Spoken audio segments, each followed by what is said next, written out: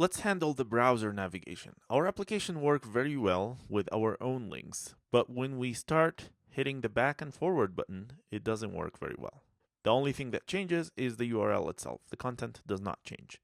This is because we're not handling the pop state event in the history API. So let's fix that. The syntax is window.onPopState and you give it a function. I'm going to do that inside component didMount to make sure that we have DOM to work with. So this is a function, and this function will give me access to the pop state event in here. Let's just console log that event to take a look at it. So now let's refresh, go to one of the contests, and then go back. And you'll see that in the console, I have a pop state event.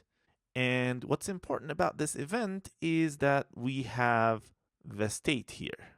And the state here is null. Let's do one more navigation. Let's navigate forward. And I have another pop state event.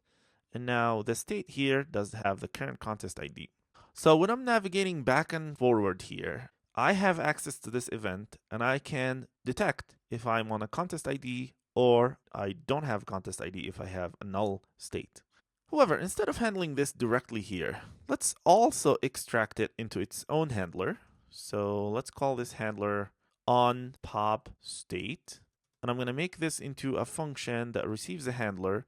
And in here, I will just assign the onPopState this handler that I just received. So now back in component didMount, instead of doing this directly on popState, we can call this onPopState handler and pass it the function that we want handle. Let me actually console log event.state because that's what I really care about. So refresh, click. So back to a single contest, I have the current contest ID or I have a null object. So here are all the cases that I need to handle. I either have a current contest ID or I have a null contest ID or I have a null state. So basically I want to read event.state and making sure that if we get a null, then initialize it with an empty object, and then read the current contest ID, and this would give me either a null or a number. So I'm going to take this, and I'm going to put it inside a set state. Basically, the current contest ID is this guy. So whenever we navigate back to a null contest ID, it will show the list of contests. And navigating forward, when we have a contest ID, it will show the contest page. Now, I don't have to change anything on the list of contests that we have inside the contests object, because that's not going to change between navigation. I'm always reading the current contest information from the list of contest objects. Let's test. So click, and then let's click back. And it showed the list of contests, but I think we have a bug. It should actually show all of them. So let's debug in here. So at first, looking at the React DevTools, we have all 4 contests. And when we click on a contest, it looks like the contest object gets reduced to just one contest. That's actually wrong. It should have all contests here. So let me validate that this is the problem. Again, just one contest. So I think when we click on a contest, on contest click, we are fetching the contest information. Let's take a look at fetch contest. Fetch contest changes the state, and then it fetches a single contest. And when we have the contest information back, it sets the current contest ID, and then it initializes the contests. But this should be contests. So I think this is the problem here. It was just misspelled. This should be contests. Let's test that this solves the issue that we just observed. So contests are 4 objects, and when I click on a contest, they should remain 4 objects, but only the current contest ID change. So I think now this will fix our navigation problem. So I'm going to click on a contest, and then I'm going to click back, and this show me all the contests. And if I click forward, it should show me the contest that I was on. One more time. Let's start from here. Go to contest 1, go back, contest 2, go back. And now, if we go back, we should be on contest 2.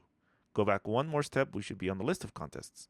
Go back one more step, we should be on the contest 1. We can also go forward. Very cool. So the navigation seems to be working very well.